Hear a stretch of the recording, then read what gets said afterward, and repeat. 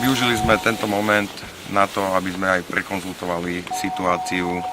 s firmami, ktoré budú participovať ďalej na zabezpečovaní tohto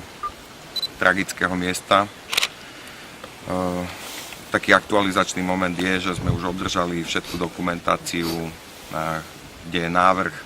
na technické zabezpečenie existujúcich konštrukcií, čo je tá časť mostového diela, ktoré už stojí, na zabezpečenie dočasných podperných konštrukcií, z ktorých jedna je kritická, na ktorej sa teda ešte vrátim, a následne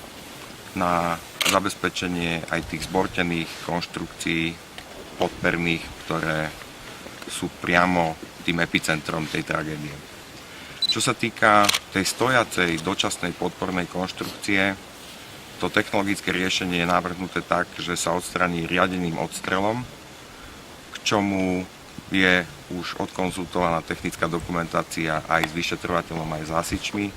a práve ešte sa doľaďujú posledné detaily s firmami, ktoré budú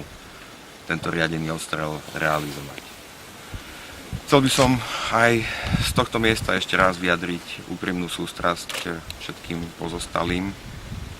a taktiež nádej, že všetci tí, ktorí mali to väčšie šťastie a prežili, sa čo najskôr zotavia.